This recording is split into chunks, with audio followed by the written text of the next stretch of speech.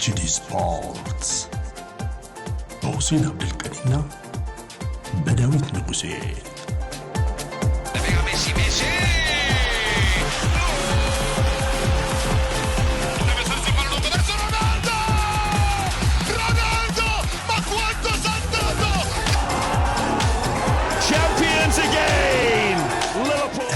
HD ስፖርትስ ሄደን ሰላም በያላችሁበት ኤችዲ ስፖርት መጥቷል። ተወዳጁ ብስራት ኤፍኤም 101.1 ላይ የሚቀርበው ፕሮግራማችን ነው። እንግዲህ ቅዳሜ ማለዳ ነው። 45 ያህል ደቂቃዎች ቆይታ እናደርጋለን። ዩቲዩብ ላይ ለምትከተሉን ደግሞ ከትናንት ምሽት ጀምሮ ይሄ ፕሮግራም ዩቲዩብ ላይ ተቀምጧል። እንደ ሁልጊዜውም ለትብብራችሁ ምስጋናችን ከፍ ያለ ነው።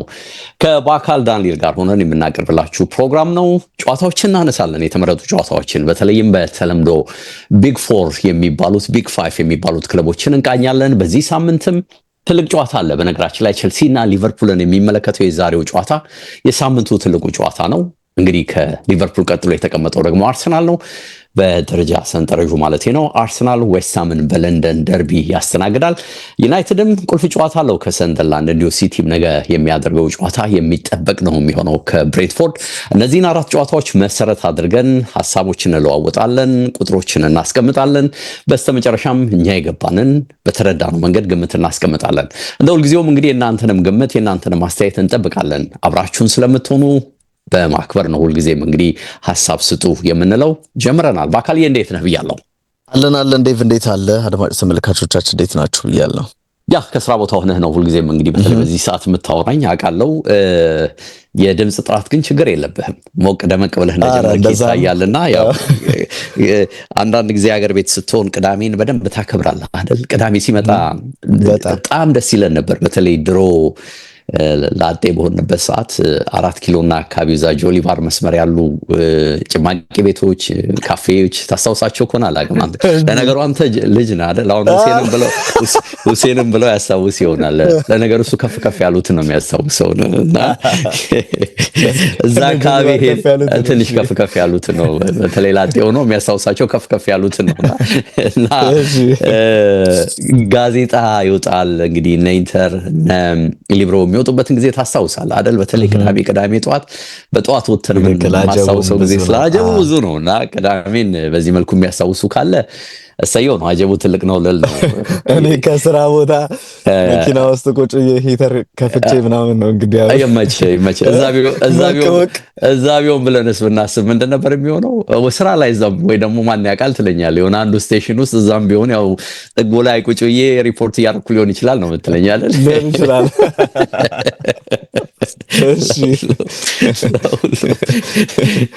እሺ እንግዲህ አንተ ጠዋትም አይደል እንደው ትንሽ ፈገግ ብለህ ብትጀምር ብዬ ነው። ፈገግታ የሚፈጥር ነው አላውቅም።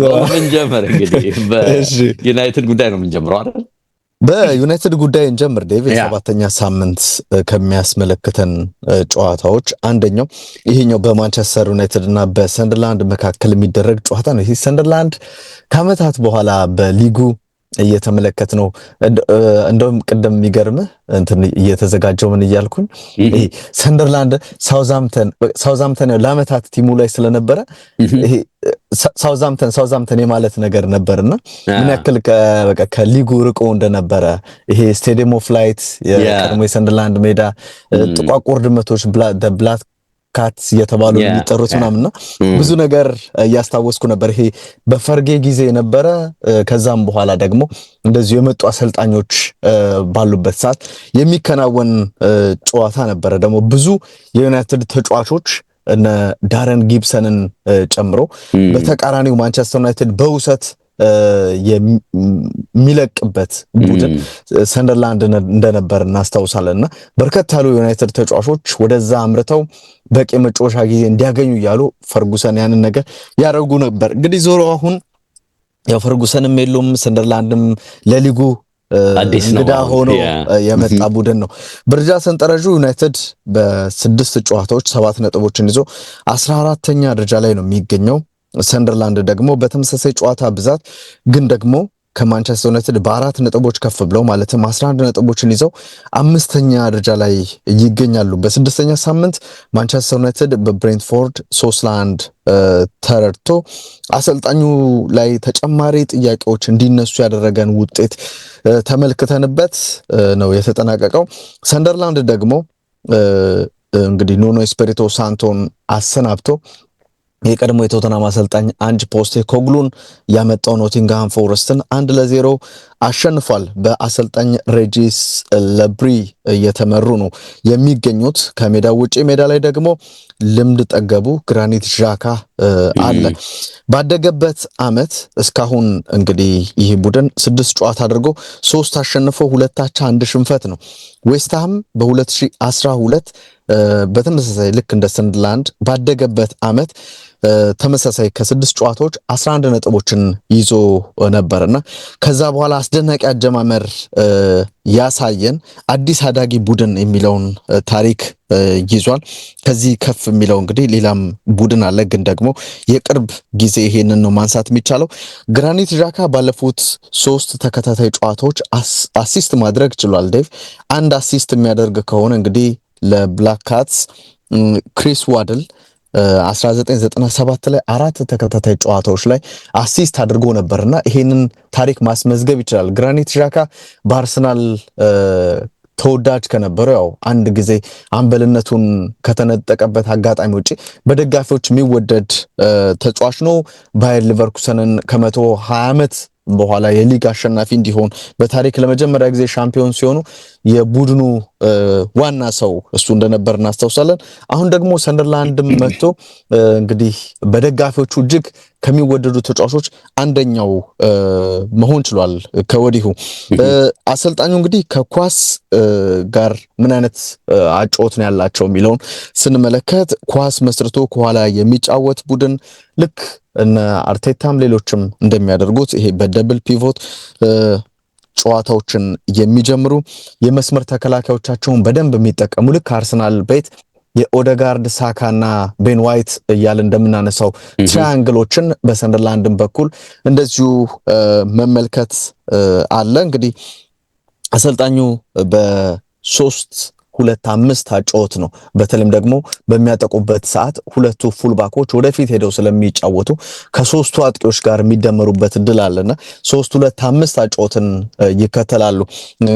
እንግዲህ ይሄንን ያጨዋወት መንገድ ይከተላሉ። እጅግ ማጥቃት የሚወዱ አሰልጣኝ መሆናቸውን ያሳያሉ። በሻምፒዮንሺፕ እያሉ እንግዲህ በሊድስ ዩናይትድ እና በበርንሌ በ24 ነጥቦች አንሰው ነበር። እንግዲህ ፕሌይኦፉ ላይ ገብተው ከዛ በኋላ ጨዋታዎችን አሸንፈው አስደናቂ ጅምር ያስመለከቱን ሊድስና እንደዚሁ በርንሌ ደግሞ የት ናቸው ስትል ተደጋጋሚ ሽንፈቶች የሚገጥሟቸው ቡድኖች ናቸውና በቀድሞ ውድድር ዝግጅት አሰልጣኙ የሰሩት እንደ ዣካ አይነት ልምድ ጠገብ ተጫዋችን ከሌላ ሊግ ቢሆን ያው ፕሪሚየር ሊጉን ቀድሞ የሚያውቀው ተጫዋች ነው። ሌሎችንም ተጫዋቾች ለማስፈረም ጥረት ያደረጉበት እንደ ጊዩ አይነት ተጫዋችን ከቼልሲ አምጥተው መልሰው የለቀቁበት ነበር። ሌስተር ሲቲ፣ ኢፕስዊች ታውን እና ሳውዝሃምፕተን አምና ከሊጉ የወረዱ ቡድኖች ናቸውና በመጀመሪያዎቹ 19 ጨዋታዎች እነሱ ከወዲሁ በ6 ጨዋታ የሰበሰቡትን 11 ነጥብ ላይ መድረስ አልቻሉም። ዴቭ እንደውም እየተመለከትኩኝ አንድ ጨዋታ እንኳን ማግኘት የሚችሉ ከሆነ ከዚህኛው ከማንቸስተር ዩናይትድ ጨዋታ ሳውዝሃምፕተን አንድ ነጥብ ማግኘት የሚችሉ ከሆነ በ2024-25 የውድድር ዓመት ካስመዘገበው 12 ነጥብ ጋር ከወዲሁ የሚጋሩበት እድል አለና አጀማመራቸው እጅግ የተለየ ነው የሚያሳይ ነው። ይህንን ጨዋታ እንግዲህ ከዩናይትድ አንጻር ደግሞ ከተመለከትነው ዴቭ አሰልጣኙ ጫና ውስጥ ገብቶ እንግዲህ የሚያደርገው ጨዋታ ነው። አንድ በጎ ነገር ካለ ዩናይትድ ባለፉት 2 የኦልድ ትራፎርድ ጨዋታዎች በርንሌና ቼልሲን አሸንፏል። አሰልጣኝ ሩበን አሞሪም 50ኛ ጨዋታውን ያደርጋል ተብሎ ነው የሚጠበቀው ዴቭ።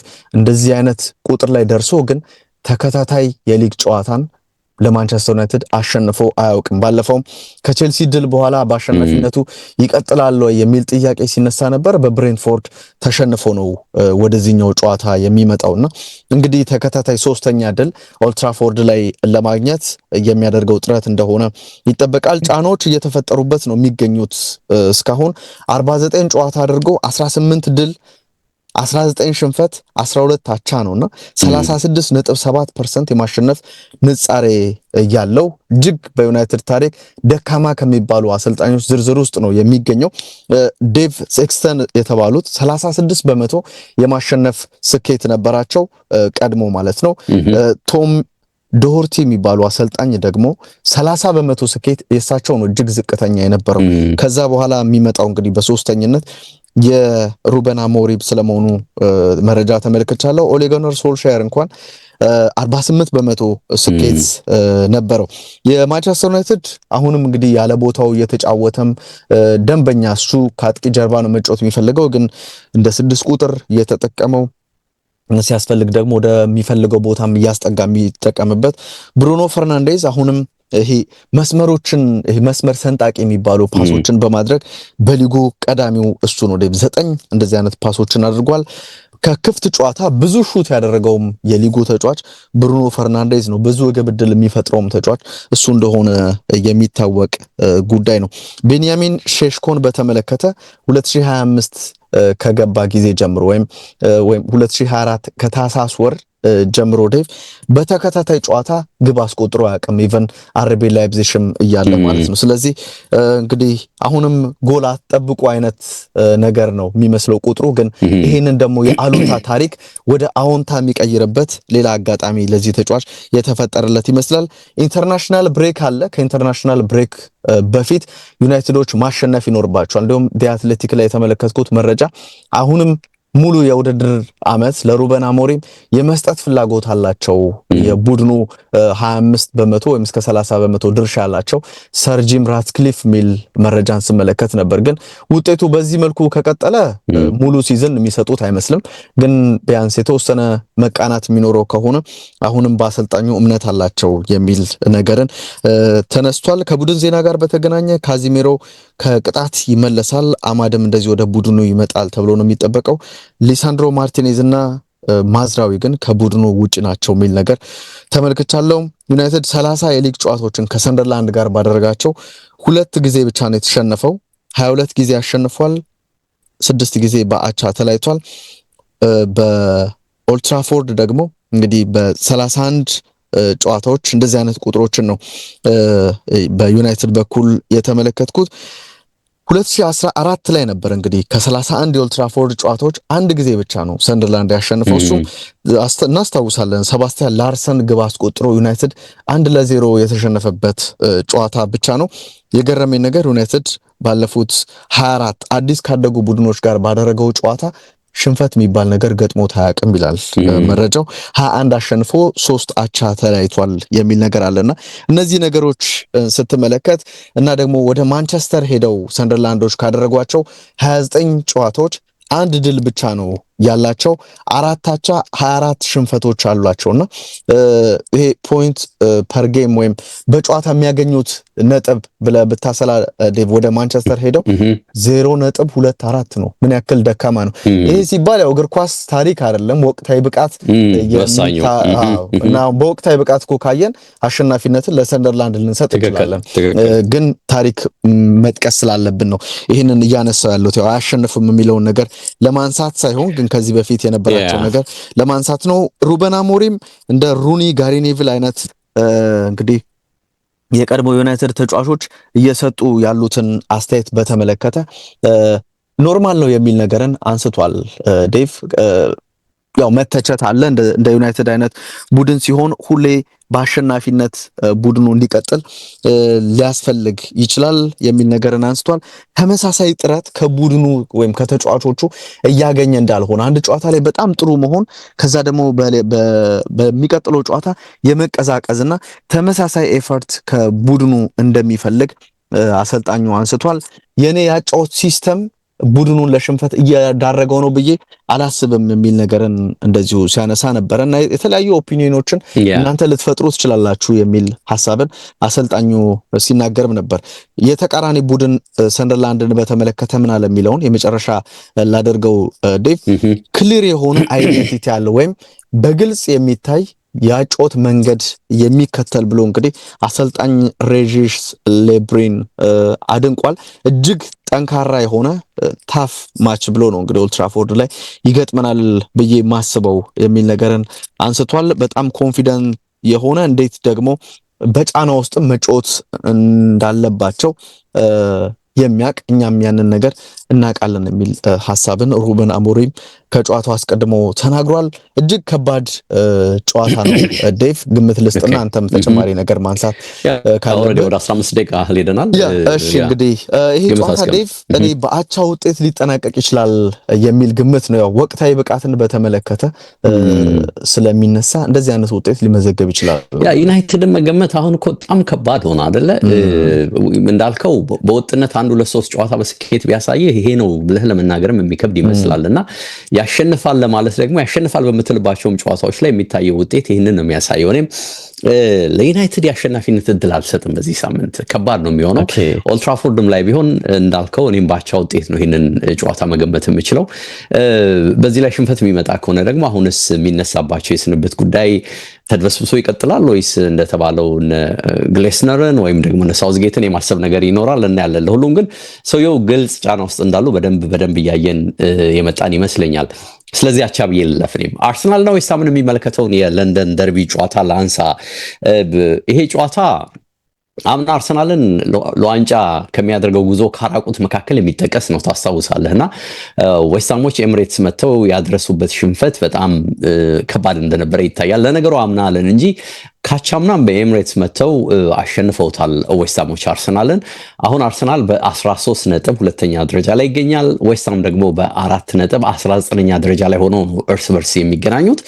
አርሰናል ካሸነፈ ለጊዜውም ቢሆን እንግዲህ ከሊቨርፑል መሪነቱን ሊረከብ የሚችልበት እድል አለ። ምክንያቱም ሊቨርፑል ዘግየት ብሎ ጨዋታ ስለሚጀምር፣ በአንጻሩ ደግሞ ያው ዌስትሃሞች ሽንፈት የሚገጥማቸው ከሆነ የወልቭስና ብራይተንን ጨዋታ ተከትሎ በተለይ ወልቭስ ካሸነፈ እነሱ ወደ ግርጌ ወደ 20ኛ ደረጃ የሚወርዱበት እድል ሊፈጠር እንደሚችል ነው ዝም ብለህ ደረጃውን ስታይ የሚጠቁመው። አርሰናል ጥሩ ሙድ ላይ ይገኛል። አሁን ሁሉም እንደሚለው ከኒውካስል ድል ማግስት በቻምፒየንስ ሊግ ኦሎምፒያኮሶችን አሸንፈዋል። እንግዲህ 2 ጎሎች አግኝተዋል። ሳካ፣ ማርቲኔሊ ጎል ያስቆጠሩ ተጫዋቾች ናቸው።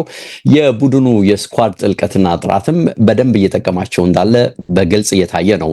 አርፈው ከቤንች የሚነሱ ተጫዋቾች በደንብ ቡድኑን እየጠቀሙት ነው።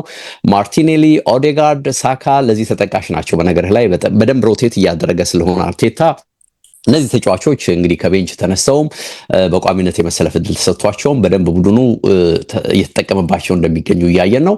አርቴታም ስኳዱን በደንብ ማኔጅ እያደረገው እንዳለ እያየን ነው። በዚህም ጨዋታ ላይ እንግዲህ ይህንኑ የስኳድ ጥልቀት በደንብ ይጠቀምበታል የሚል ግምት አለ። ባለፉት 2 ጨዋታዎች ድንቅ ብቃቱን ያሳየው ኦዴጋርድ እንዲሁ ዴክላን ራይስ፣ ሳካ ወደዚህ ጨዋታ በቋሚነት ይመለሳሉ ተብሎ ነው በብዙዎች የሚጠበቀው። ኤዜም ቢሆን እንግዲህ በቻምፒየንስ ሊጉ አልጀመረም። በትሮሳርድ ቦታ ላይ ከመስመር የሚጀምርበት እድል እንዳለ ይጠበቃል። እንግዲህ አርቴታ ይሄንን የሚተገበር ከሆነ ማለት ነው። ከዛ ውጪ ካላፊዮሪ፣ ቲምበር፣ ዮኬሬሽ እና ዙቢሜንዲ የተለመደ ቦታቸውን ይይዛሉ። የገብርኤል እንግዲህ በቀደሙ ጉዳት የማያሳርፈው ከሆነ እንደ ብዙዎች እንግዲህ ይደርሳል የሚል ግምት አለ። ካልሆነ ግን ሳሊባ ከማስኩዌራ ጋር በተከላካይ መስመር ላይ ሊሰለፍ የሚችልበት እድል እንዳለ ነው መረጃዎች ከወዲሁ የሚጠቁሙት። የቲምበር ነገር ሲነሳ እንግዲህ ትናንት የወጡ መረጃዎች በተለይ አትሌቲክ ላይ አስተውለህ ከሆነ አርቴታን ጠይቀውት ነበረ ስለ ቲምበር እና የቲምበር ብቃትን በተመለከተ በጣም ደስ የሚሉ አስተያየቶችን ሰጥቶ በኮንትራቱ ዙሪያ እንግዲህ በክለቡ ለረጅም ጊዜ እንዲቆይ ፍላጎት እንዳለ፣ በቀጣይ እንግዲህ የተጫዋች ኮንትራት ፈራሚ ተከላካይ እንደሚሆን ፍንጭ ሰጥቷል። የተጫዋች እስከ 2028 ድረስ ነው በአርሰናል ኮንትራት ያለው፣ ግን ከዛም በላይ በክለቡ የመቆየት እድል እንደሚኖረው አርቴታ የተናገረበት ሁኔታ አለ። ያንን ጠቅሰውም እንግዲህ መገናኛ ብዙሃን በቀጣይ በአርሰናል አዲስ ኮንትራት የሚሰጠው ተጫዋች እርሱ ስለመሆኑ የሚጠቁም ነገር ተናግረዋል።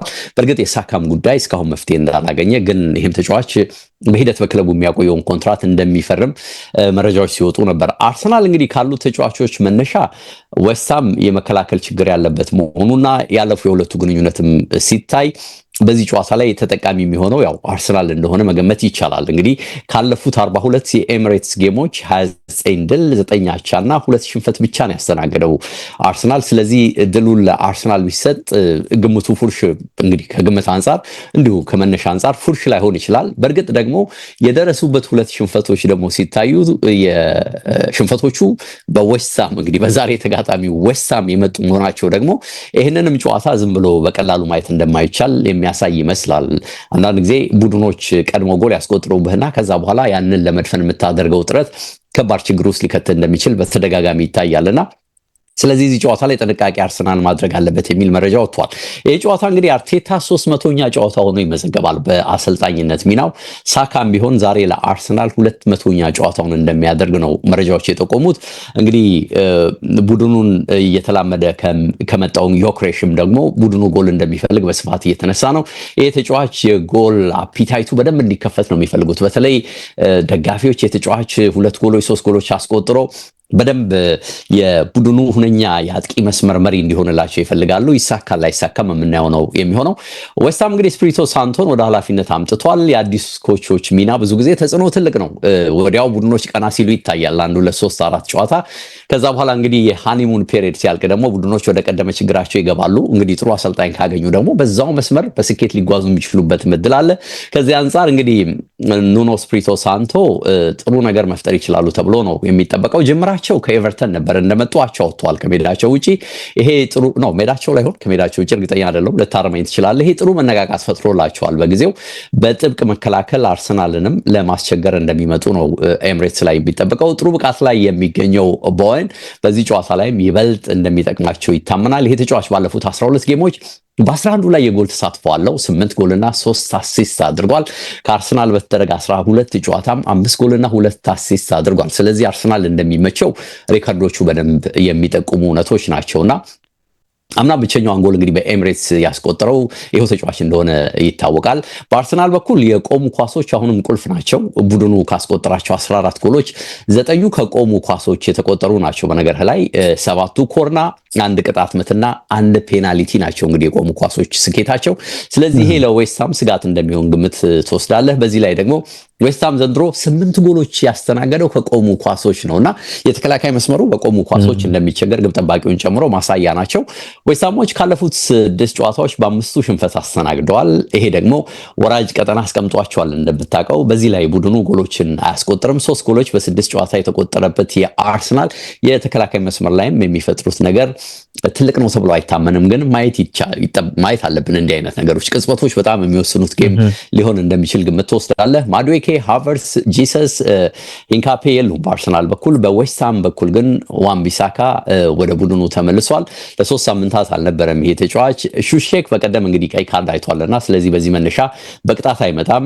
ጄምስ ዋርድ-ፕራውስ እና ታዲቦ ግን ኤቨርተን ላይ ያልነበሩ ተጫዋቾች አሁን በቡድኑ እንደሚካተቱና ወደ ቡድኑ እንደሚመለሱ ነው መረጃዎች የሚጠቁሙት።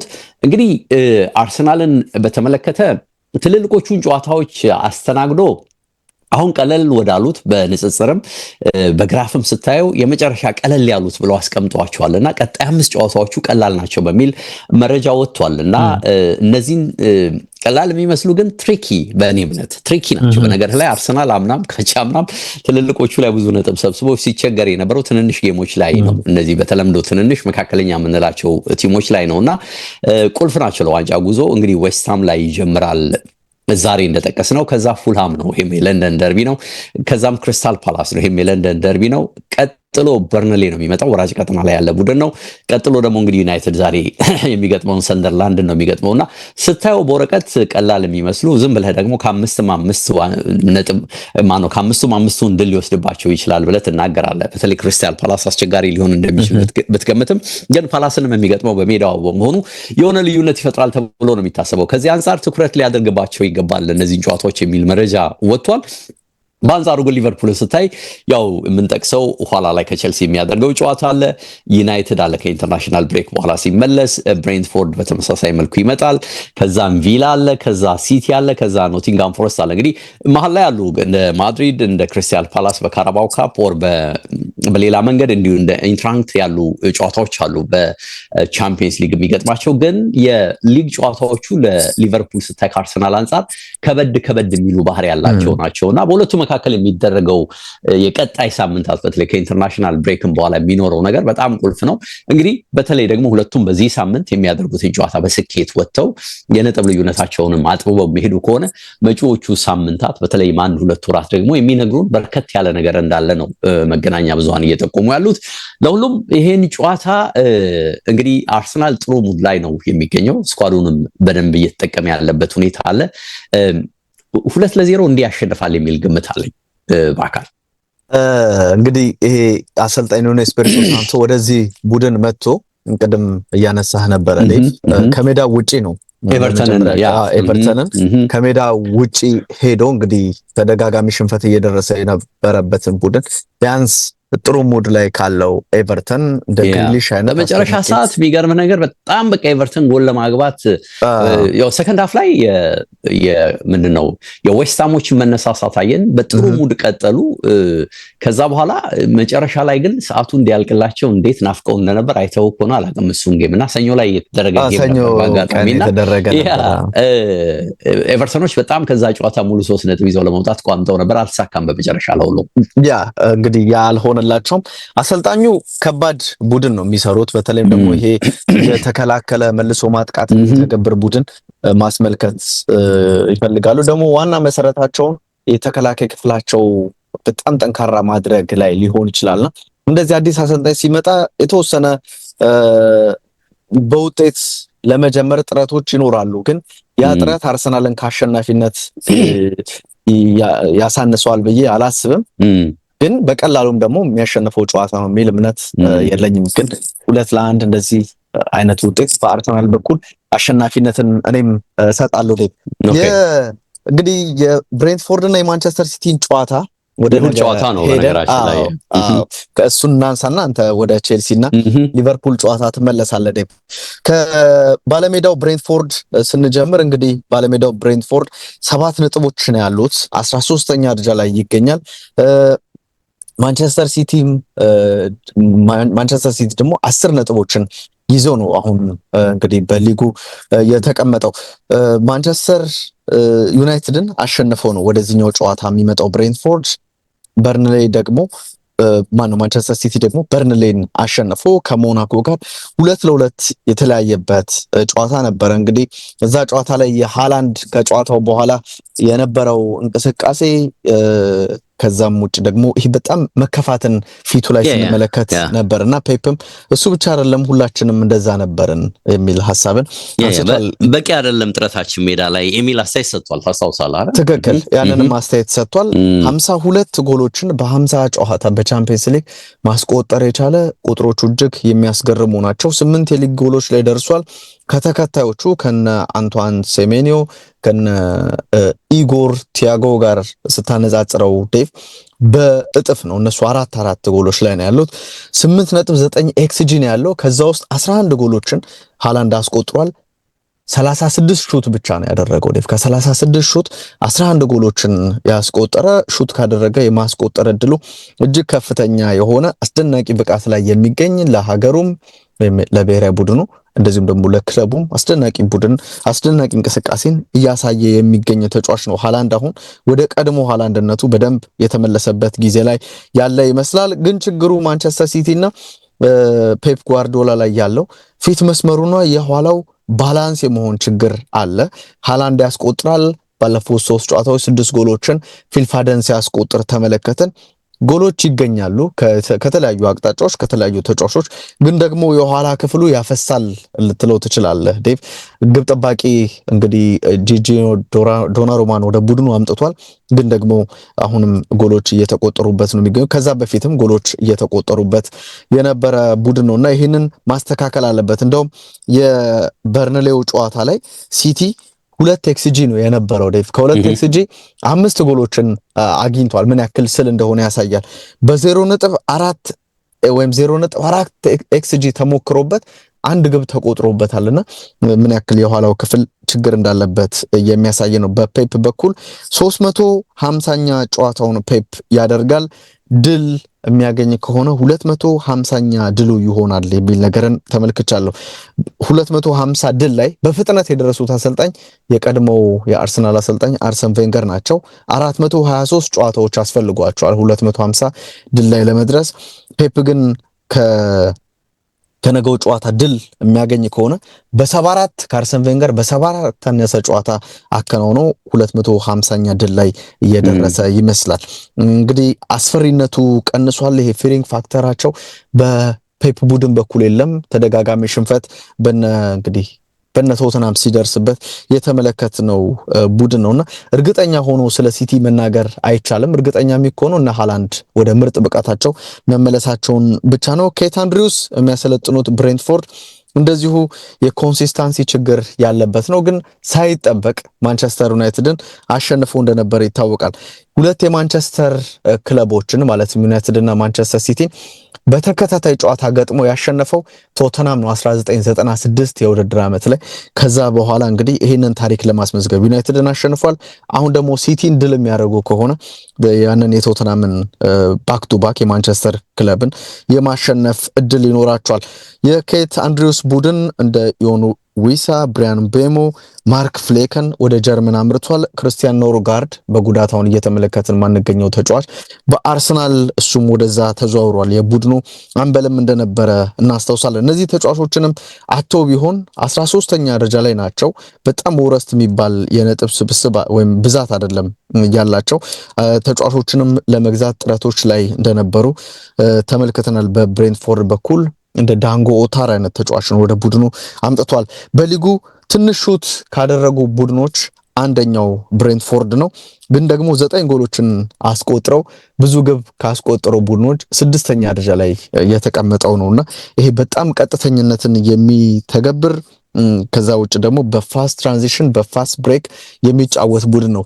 ሁለቱም የሚያመሳስላቸው አንድ ቁጥር አለ ዴቭ፣ እሱም ከፋስት ብሬክ እንግዲህ በፈጣን መልሶ ማጥቃት በተደረገ እንቅስቃሴ 3 ጎሎችን ሁለቱም ቡድኖች ሲቲም ብሬንትፎርድም አስቆጥሯልና ተመሳሳይ መንገድን እንደሚጠቀም በተለይም ደግሞ የቲጃኒ ራይንደርስ ወደ ቡድኑ መምጣት ማንቸስተር ሲቲን ተገማች እንዳይሆን አድርጎታልና ያንን ነገር ተመልክተናል። ሲቲ ወደ ጂቴ ኮሚኒቲ ስቴዲየም አምርቶ ባደረጋቸው 4 ጨዋታዎች አንድ ሽንፈት ብቻ ነው የገጠመው፣ 2 አሸንፏል።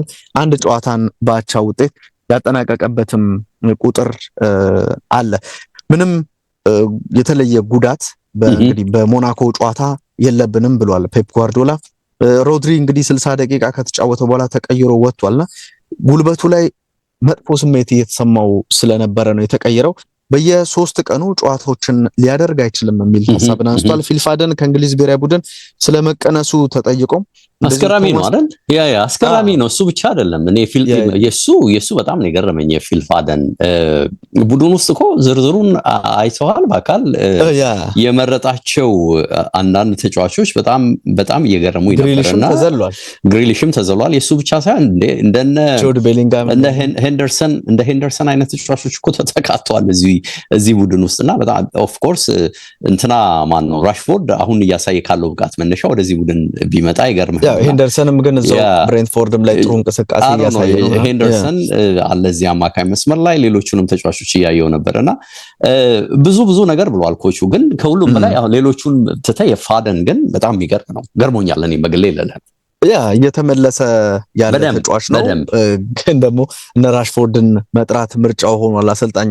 ከኔ የበለጠ ለብሔራዊ ቡድኑ ትሪሊየን ጊዜ ቶማስ ቱኸል ያስባል የሚል ነገርን አንስቷል። መጫወት አለበት ብሎ ሲያስብ ይጠራዋል፣ ይመለሳል የሚል ነገርን አንስቷል። በ6 ጎሎችን በ3 ጨዋታ ስለማስቆጠሩ ሲናገር በጠባብ ስፔሶች ውስጥ የፈለገውን ነገር ማድረግ የሚችለው ምርጡ ተጫዋች እሱ ነው የሚል ነገርን አንስቷል። ግብ የማስቆጠር ሁኔታው እኛም የምንፈልገው ነገር ነው ብሏል። ሃላንድን ቅድም አንስቻለሁ፣ የኛም ስሜት ተመሳሳይ ነው። እንደዚህ አይነት ስሜት ማሳየታቸውን ከተጫዋቾቼ እወደዋለሁ ብሏል። እንደዚሁም ደግሞ ቡድን ውስጥ ስላለው ፐርፎርማንስም ተጠይቆ እድሎችን እየፈጠረን ነው የሚል ነገርን እንደዚሁ አንስቷል። ቴምፖ ጥሩ ስለመሆኑ የጀሬሚ ዶኩ የመጨረሻ አሁን በፋይናል ሰርድ ላይ ያሳየ ስላለው ብቃት እና አስደናቂነትም እንደዚሁ ተናግሯል። በቶማስ ፍራንክም ጊዜ አሁንም የሚከላከሉበት መንገድ ተመሳሳይ ነው ብሎ እንግዲህ አሁን አሰልጣኝ ኬት አንድሪውስ የሚከተሉትን መንገድ አንስቶ እጅግ ለመጓዝ ወይም ሄደህ ስትጫወት አስቸጋሪ የሆነው ሜዳ ብሎ እንግዲህ ፔፕ ገልጾታል። ምናልባት ሽንፈት ሊመጣ ይችላል በብሬንትፎርድ እና በማንቸስተር ሲቲ በኩል። ለማንቸስተር ሲቲ አላውቅም፣ ግን በጣም ጠንካራ ፉክክር በብሬንትፎርድ በኩል እጠብቃለሁ። ሲቲ ነው ልክ ቅድም ዩናይትድ አይገመትም እንዳልከው፣ ምናልባት ደግሞ ሲቲ ይህንንም ጨዋታ አሸንፎ የሚጓዝበትና ከሞናኮ የአቻ ውጤት የሚያገግምበት ሊሆን ይችላል የሚል ግምት ያለኝ ዴቪድ። እኔም ያሸንፋሉ የሚል ግምት አለኝ። በዚህ ሳምንት ሞናኮ ላይ እንግዲህ የነበረው ሁኔታ አስገራሚ ነበራል። በስተመጨረሻ ፔናልቲ ያገኙበትም ሁኔታ የዳየርም ሁኔታ አይተነዋል። ይሄን ጨዋታ በደል ይወጣሉ። ኦፍ ኮርስ እንዳልከው አስቸጋሪ ይመስለኛል። በጠባብም ውጤት ይሁን እንግዲህ ሙሉ ከመጣላቸው ከፍ ባለ ነገር አሸንፈው ሊሄዱ የሚችሉበት ነው የሚል ግምት ነው ያለኝ። እንግዲህ የሳምንቱ ትልቁ ጨዋታችን ቸልሲና ሊቨርፑል ነው። ሁለቱ ከሰሞኑ የተቸገሩ ቲሞች ናቸው፣ ግን የሳምንቱ ትልቁ ጨዋታ ደግሞ የነሱ ነው። ድሉ ለሁለቱም ያስፈልጋል እና ዝም ብዬ እያሰብኩ ነበር በግሌ አሁን ከሁለቱ ይሄ ድል ለማን ነው በጣም አስፈላጊ በሚል እና ሁለቱም አዎ ጥርጥር የላቸውም ጫና ውስጥ ያሉ ኮቾች ናቸው። ስሎት ወደ መሪነቱ ብቻ ሳይሆን አጠናክሮ ይሄንን ይዞ መቀጠል እንደሚፈልጉ ታያለ። የሚነሳ ጫና ቢኖርም አቻም ውጤት ወር ሽንፈትም ይዞባቸው የሚመጣ የተለየ የተጋነነ ነገር ይኖራል ብለህ አታስብም። ከማሪስካ አንጻር ግን ጫናዎቹ ጉዳትም ኖሮ ይሄ ሁሉ ተጫዋች ወደ 8 ያህል ተጫዋቾችን እንኳን አጥተው ሙቀቱ እሳቸው ላይ መጣ ነው የሚመስለው። በርግጥ ከቼልሲ የቦርድ ሰዎች በኩል እኚህ ኮች ይሰናበታሉ የሚል ምንም ነገር ባይኖርም ግን ጫናው ከፍ ያለ ነው የሚመስለው ለሁሉም። ግን አንጻራዊ በሆነ መልኩ ሳይው ይሄ ጨዋታ ድሉ ከስሎት ቡድን ሊቨርፑል በላይ ለማሪስካ በጣም አንገብጋቢ የሚመስል ነገር አለው። አላቅም ይሄ እኔ ግምት ሊሆን ይችላል። ይሄ ሲባል ሁለቱም ቡድኖች እንግዲህ በየራሳቸው የነጥቡ አስፈላጊነትን እንዴት እንደሚረዱት ሳናቀርተን አይደለም፣ ግን ዝም ብሎ መልከታችንን ለማስቀመጥ ነውና ቸልሲ ከሰሞኑ በጉዳት እየታመሰ ነው። በተለይ የኋላው መስመር ቁልፍ ተጫዋቾቹ የሉም። ይሄ ደግሞ የግብ ጠባቂው ሳንቼዝ ወጣ ገባነት ተጨምሮበት በቃ የተቸገረ ቲም እንዲሆን በቀይ ካርድ ሞቷል። ያ እና የቡድኑ ፈጣሪና በወሳኝ ሰዓት ደግሞ ጎል አስቆጣሪው ተጫዋች ፓልመር የለም። ይሄ ደግሞ ሌላ ራስ ምታት ነው፣ ችግሩን የበለጠ የሚያገዝፈው መስሏል። ከምንም በላይ ደግሞ ባለፉት 3 ጨዋታዎች ተጫዋቾች በዲሲፕሊን ግድፈት ይወጣሉ፣ ካርዶች እያዩ ሜዳ ላይ ቡድኑ በ11 ተጫዋች መጨረስ ተቸግሯል እና 10 ተጫዋቾች እየበረከቱ ነው እንግዲህ ይወጡ ያሉት። እንግዲህ ቡድኑ በቂ የረፍት ጊዜ አልነበረውም። ዓለም ክለቦች ውድድር ላይ ተሳትፏል። የዝግጅት ጊዜ የለውም አልነበረውም አይተናል። ወደ ዘንድሮ ውድድር ዓመት መግባታቸው ደግሞ ከሰሞኑ ለሚታየው ጉዳት እና ውጤት ማጣት አስተዋጽኦ እንዳለው መገመት የሚቻል ይመስለኛል።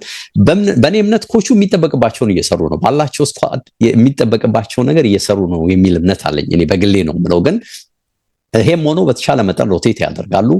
ቁልፍ ተጫዋቾቻቸው እንዳይጎዱም ጥረት ማድረግ ይታይባቸዋል። እንግዲህ ይሄም ጥሩ ነገር ነው። ለምሳሌ ቤኔፊካን በጠባብ ውጤት አሸንፈው መውጣታቸው በተወሰነ መልኩ የተፈጠረባቸውን ጫና ገደብ ያደረገው መስሏል። ያም ሆኖ ግን የሚጠበቀው ትልቁ አሁን በዚህ ሳምንት ምን ይፈጥራሉ፣ ከፕሪሚየር ሊጉ የሚታይባቸው ቀውስ እንዴት ይወጣሉ የሚለው ነው እና ሊቨርፑል ላይስ ምንድነው ነው አማካኞቻቸው በኢንዞና ካሴዶ በመመራት እንግዲህ በፈጣን መልሶ ማጥቃት የሊቨርፑልን የመሃል ተጫዋቾች ክፍተት ለመጠቀም እንደሚጥሩ ነው እኔ በግሌም መገናኛ ብዙሃንም እያሉ ያሉት። ምናልባት የላቪያ መመለስ ከካሴዶ ጋር ደብል ፒቮት ወይም ደግሞ ሁለት የአማካኝ ተከላካይ ሆነው በመጀመር ምናልባት ለኤንዞ ደግሞ የተደራቢ አጥቂነት ድል ሊሰጡት እንደሚችል የሚጠቁም መረጃ እየወጣ ነው። ያው በመስመር ከኔቶና ስቴባኦ እንዲሁ ከአጥቂው ፔድሮም የተሻለ ነገር እንደሚጠብቁ ነው የሚጠበቀው። በሊቨርፑል በኩል ካየን ኮናቴ ላይ የሚነሳው የሰሞኑ ችግር እንዳለ ሆኖ የቡድኑ ዋናው ችግር ሆኖ የሚነሳው የዚህ ቬትስ ከቡድኑ ጋር መላመድ አለመቻል እና ኮቹም ደግሞ ለእርሱ የመሰለፍ ዕድል በመስጠት ሲስተሙን አናግተውታል በሚል የሚጠቀሰው ነገር ነው እና ከዚህ ጉዳይ ጋር በተያያዘ አስተያየት ሰጥተዋል ከጨዋታው በኋላ። የውድ ተጫዋቾች መምጣትን ተከትሎ እንግዲህ ሊቨርፑል ወደ 4-2-3-1 ፎርሜሽን ገብቷል። ካምናው ትንሽ ቀየር ብሏል እንቅስቃሴያቸው ላይ። ይሄ ደግሞ ከአራቱ ተከላካዮች ፊት ግራቨንበርግ እና ማካሊስተር እንዲሰለፉ ከነርሱ ፊት ደግሞ ቬትስ የተደራቢ አጥቂነት ሚና እንዲኖረው ያደረገ ነው። ይሄ አፕሮች እንግዲህ ሁለቱ ፒቮቶች ማካሊስተር እና ግራቨንበርግ ነፃ ሚና በሚመስል መልኩ ለኋላ ተከላካዮች የበዛ ሽፋን ሳይሰጡ ወደፊት እንዲሄዱ አድርጓል። በተለምዶ አምና የምናውቀው በስድስት ቦታ ላይ ግራቨንበርግን ነውና ይሄ ተጫዋች አሁን ሳታስበው ጎል ጋር ሁሉ የምታይበት ሁኔታ አለ አሁንና ይሄ ለሁለቱ የመሃል ተከላካዮች የመጋለጥ በተለይ ቡድኖች በካውንተር ቶሎ ለመመለስ ጥረት ሲያደርጉ ለመውጣት ጥረት ሲያደርጉ በኮናቴና በካፕቴኑ ቫንዳይክ ላይ ሰፊ ስፔስ የመሸፈንም ኃላፊነት ስለሚጣልባቸው የመጋለጥ ነገር በስፋት እየታየ መጥቷልና ይሄ አምናው ሊቨርፑል አይደለም። ምናልባት እንደው በ4-3-3 አፕሮቹ አንድ ሆልዲንግ ሮል ያለው ግራቨንበርግን በማሰለፍ የቀደመውን የሊቨርፑል አስፈሪነት አሁን የሚታየውን የሚና የመደበላለቅ ችግር ሊቀርፉት ይገባል ወይስ አይገባም በሚል እንግዲህ ክርክሮች በዝተዋል። አሁን እንግዲህ የስሎት ለውጥ ይጠበቃል ወይስ እንዴት ነው? ልክ እሳቸውም እንደ ማንቸስተር ዩናይትዱ አሰልጣኝ በግትር አፕሮቻቸው ይቀጥላሉ አይቀጥሉም? ይሄንን ነው ዲዛይን ያደረኩትና በዚሁ ሄዳሉ አልሄድም ይላሉ። የምንሰማው ነው ወደፊት። ግን ትናንት በወጡ የጋዜጣዊ መግለጫ ሀሳባቸው የሚቀየር ነገር እንደሌለ ነው የጠቆሙት። እዚሁ ጉዳይ ላይ ትኩረት አድርገው እንደሚሰሩ ነው እየተናገሩ ያሉት። ግን የቅርጹ ለውጥ ጂሚ ካራገርንም እንዳላስደሰተው የሚጠቁም አስተያየት ወጥቷል። እንግዲህ ምን ልዩነት ይኖራል እናያለን። ምናልባትም አንዳንዶች የሚሉት አሁን በዚህ ሳምንት ቬትስን ልጁ ላይም እየደረሰ ካለው ጫና መነሻ ወደ ተጠባባቂነት አውርደውት የሚመጣውም ጊዜ 15 ቀን ጊዜ የኢንተርናሽናል ብሬክ ነው። ለልጁ የሚሰጥም የቀደመው ሚና እንዳለ የሚቀጥል ከሆነ በደንብ እዚህ ቦታ ላይ እንዲዋሃድ ሰፊ ጊዜም ስለሚሰጥ ያንን እንዲጠቀሙ ቢደረግ፣ በሱ ቦታ ግን ይህንኑ ፎርሜሽንም ይዘው የሚቀጥሉ ከሆነ ለሶቦስ ላይ እድሉን ቢሰጡ የሚል ነገር ይነሳል። ያደርጉታል አያደርጉትም እናያለን። ምክንያቱም ሶቦስ ላይ እዚህ ቦታ ላይ ሲሰለፍ ምን አይነት ኳሊቲ እንዳለው ከዚህ ቀደምም አይተናል። አሁን ግን በብራድሌ ላይ ብዙም እምነት ስለሌላቸው እንግዲህ ሶቦስ ላይም እዛው የቀኝ ተከላካይ ቦታው ላይ ሊቀጥል የሚችልበት እድል አለ ነው የሚሉት። እንግዲህ ምን ይሆናል እናያለን። ሳላ፣ ጋክፖና ኢሳክ ግን የፊት መስመሩን በዚህ ሳምንት የሚመሩ ተጫዋቾች ናቸው የሚል ነገር ወጥቷል። እንግዲህ አንደኛው ከ8ኛው 15 ነጥብ ከ8 ነጥብ ነው ደረጃቸውን በዚህ መልኩ ካየ ሊቨርፑል በብሪጅ ያለፉት 4 ጨዋታዎች ማሸነፍ አልቻለም። 3 አቻ 1 ሽንፈት ደርሶበታል። የማሬስካ ቲም 3 የሊግ ጌሞች በተከታታይ አልተሸነፈም እስካሁንና በላምፓርድ ጊዜ ነው 4 በተከታታይ ሽንፈት የገጠመው። ምናልባት እንግዲህ እኛው አሰልጣኝ በዚሁ መንገድ የሚሄዱ ከሆነ ይሄ ጫና እንዳይመጣባቸው ያስፈራል የሚል አስተያየት በስፋት እየወጣ እንዳለ አይቻለው። ሊቨርፑል በአንጻሩ እንግዲህ በፓላስ ተሸንፎ ስለሚመጣ በተከታታይ ሽንፈት ላለማስተናገድ ነው የሚጫወተው። ከተሸነፈ ግን ከኤፕሪል 2023 ወዲህ ለመጀመሪያ ጊዜ እንደሚሆን መረጃዎች ወጥተዋል እና 11 ያህል ተጫዋቾች በሁለቱም ቡድኖች በኩል የሉም። 8 ያሉ ቅድም እንደጠቀስኩት የቼልሲ ተጫዋቾች ናቸው። የሊቨርፑሉ ኤኬቲኬ እና ኬዛ ትናንት አርብ ልምምድ ስለመጀመራቸው መረጃ ወጥቷል። ስለዚህ የመድረስ እድላቸው ሰፊ ነው። በተለይ እንግዲህ የሚጠበቀው ኬዛ ሳይሆን ኤኬቲኬ ነውና እሱን የመጠቀም እድል እንደሚኖራቸው ይጠበቃል። ማሬስካ ከጉዳት ጋር በተያያዘ እጅግ አስቸጋሪ ሁኔታ ላይ እንገኛለን የሚል አስተያየት ሰጥቷል። በጉዳት መነሻ ተመሳሳይ 11 ለመጠቀም እየተገደድን ነው። ችግሩ ይሄ ደግሞ ያሉትንም ተጫዋቾች ጫና ውስጥ እንዲገቡ፣ ድካም እንዲሰማቸው፣ ሌላ ጉዳትም እንዲመጣባቸው እያደረገብን ነው የሚል አስተያየት ሰጥቷል። ለሁሉም ነገሮች እንግዲህ ከቁጥጥር ውጭ ቢሆንም መልመድ ነው። በቃ ለድል መዘጋጀት፣ ለስኬት መዘጋጀት ብቻ ነው ያለብን የሚል አስተያየትን ሰጥቷል። ስሎት ብዙ ስለሚባለው የሲስተም ለውጥ ጉዳይ ተጠይቋል። ትናንት በጋዜጣዊ መግለጫ ላይ ምንም ከዚህ ጋር በተያያዘ ለውጥ የማድረግ አንዳች እቅድ የለንም የሚል አስተያየት ሰጥተዋል። እንግዲህ በተረፈ ከጉዳት ጉዳዮች ጋር የተያዙ ነገሮችን ነው አስተያየት የሰጡት። እዚህ ጨዋታ ላይ የተወሰነ 1-3 ደቂቃዎችም ስላሉን ግምት ከማስቀመጣችን በፊት የምትለኝ ነገር ካለ ለመቀበል ዝግጁ ነኝ። እንግዲህ ዴቭ ይሄ ጨዋታን ከሚወስኑት ሁነቶች አንደኛው ሁለቱም እንግዲህ የሚያነከስ አማካኝ አላቸው ልትል ትችላለህ። በተለይም ደግሞ የዚህን ጨዋታ አሸናፊነት የሚወስነው የሚመስለኝ አማካኝ ክፍል ላይ የትኛው ቡድን ብልጫ ይኖረዋል እንዳነሳ ነው። የራቨንበር ከፊትነስ ጋር የተገናኘ ጥያቄ ብዙ አለበት። የማካሊስተር ተመሳሳይ ነው። በቼልሲም በኩል ደግሞ ጥሩ የነበሩት ምናልባት ኤንዞ ፈርናንዴዝ እና ሞይሰስ ካይሴዶ፣ ምናልባት ካይሴዶ አሁንም አለ ግን ደግሞ ይሄ ጫና ውስጥ የመግባት ይሄ ሬዚስታንት የነበረው ፕሬስ ሲደረግ ብዙ ጫና የማይኖርበት ተጫዋች አሁን ያንን ነገር እያጣው እንዳለ ከመድከም ጋር በተገናኘ ፋቲግ ከመሆን ጋር በተገናኘ ያንን እናስተውላለንና ምናልባት ቼልሲን በደንብ ያሻሽለዋል ብዬ የማስበውና በጥሩ ሰዓት የተገኘላቸው የሚመስለኝ ዞሮ ካልተጎዳ የሮሜሎ ላቪያ ወደ ቡድኑ መመለስ ነው። የሱ መምጣት ኢቭን እኔ ኤንዞ ፈርናንዴዝ ወደፊት ሄዶም ቢጫወት ብዙ ለውጥ አይኖረውምና ላቪያ በጣም ጤናማ የሚሆን ከሆነ ኤንዞ ፈርናንዴዝ ተጠባባቂ ወንበር ሆኖ የሚቀጥል ነው የሚመስለኝ። እንደ ፓልመር ምን አይነት ተጫዋቾች ሲመጡ ያ አይነት ነገርና በጣም የሆነ ክሮስ ያረጋል። ከቁጥሮች አንፃር ስታዩ አሲስቱ አስደናቂ ምናምን ይመስላል ኤንዞ ፈርናንዴዝ ግን በጣም መሰረታዊ የሆኑ የፓስ ስህተቶች፣ አጫጭር ረዣዥም መካከለኛ ፓሶችን ሲሳሳት በተደጋጋሚ የምትመለከተው ተጫዋች ነውና እዛ ቦታ ላይ ቼልሲ መታደስ እንዳለበት የሚያሳይ ነው። አሰልጣኙም የቡድኑ አባላትም የሚቆጩበት ቢመስለኝ ግብ ጠባቂው ባለፈው ስናነሳ ነበር የውድድር ዓመቱ ሲጀመር ዝውውሩ ሳይዘጋ አሁንም ግብ ጠባቂ ላይ አሁንም ተከላካይ ላይ ይሄ ቡድን ችግር አለበት የሚለውን ነገር ስናነሳ ነበረ። እንደ ጋርናቾ አይነት ተጫዋች መስመር ላይ ምናልባት የቀድሞ ዩናይትድ ተጫዋች ነው ሊቨርፑልን የሚገጥመው ተነሳሽነት ተፈጥሮለት እና ደግሞ ራሱን ለማሳየትም በሚገባ እንደዚህ አይነት እድሎችን እንደዚህ አይነት ጨዋታዎችን መጠቀም አለባቸው ብዬ አስባለሁ። ከሊቨርፑል አንጻር ይህንን ጨዋታ ከተመለከትከው እንግዲህ ማሸነፍ ግዴታ ነው። አሁንም በፉክክር ውስጥ ቀጣይ ቅድም ስታነሳቸው የነበሩ ትልልቅ ጨዋታዎች አሉና እያንዳንዱን እያሸነፉ መጓዝ ይጠበቅባቸዋል።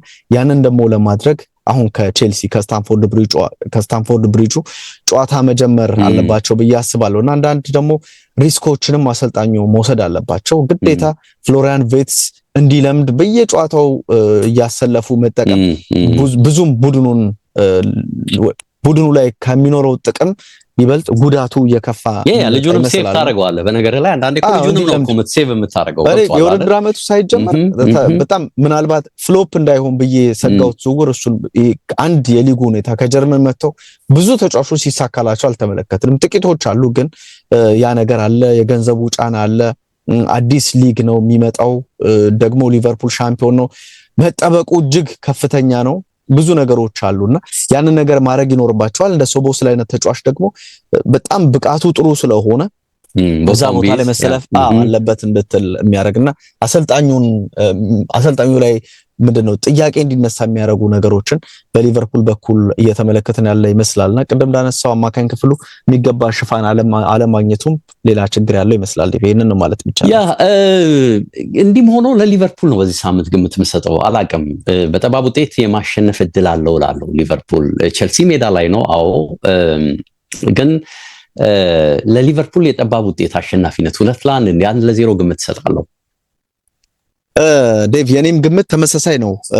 እንግዲህ ይሄ ጨዋታ ምናልባት ለሊቨርፑል አሸናፊነትን ያመጣሉ የትልቅ ጥያቄ አለኝና እኔ ትልቅ ውጤት ከሆነ ምናልባት የአቻ ውጤት ይሆናል ብዬ አቻ ነው የምታስበው? እኔ አቻ ነው ይሄንን ጨዋታ የማስበውና ምናልባት አርሰናል ወደ መሪነት እንደዚህ አይነት ነገር ሊመጣ የሚችልበት እድል አለ ብዬ ነው የማስበው ይሄንን ሳምንት። እናም እንግዲህ ወደ 47 ደቂቃዎች ቆይታ አድርገናል ከአድማጭ ተመልካቾች ጋር። ኤችዲ ስፖርቶች ነበረን። እንግዲህ ነገ የሚደረጉ ጨዋታዎችን ተከትለን ደግሞ ከባልደረባችን ሁሴን ጋር ብቅ የምንልበትና የሰኞውን ቀን ደግሞ የምናጅብበት ይሆናል። ለነበረን ጊዜ ከፍ ያለ ምስጋና እናቀርባለን። እንግዲህ ባልደረባዊ በአካል የሚመቸው ከሆነ ደግሞ እንግዲህ ከዛሬ ጨዋታዎች በኋላ የተወሰነ ነገሮች ይዘን ለመምጣት እንሞክራለን። ካልሆነም በእኔ በግል የማደርጋቸው ጥረቶች ካሉ እናያለን። ለሁሉም ምስጋናችን ከፍ ያለ ነው። በአካል አመሰገንኩ፣ አንተንም አድማጭ ተመልካቾችንም እንዲሁ አመሰገንኩ። መልካም ጊዜ ብያለሁ። ባባይ ሰላሙ ዴቭ፣ መልካም ጊዜ ላንተ።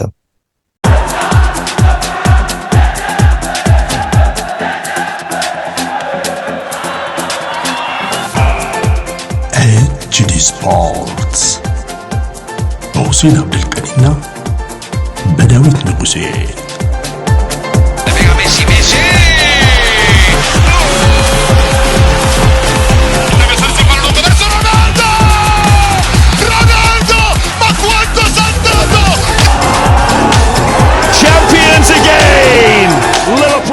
ኤችዲ ስፖርትስ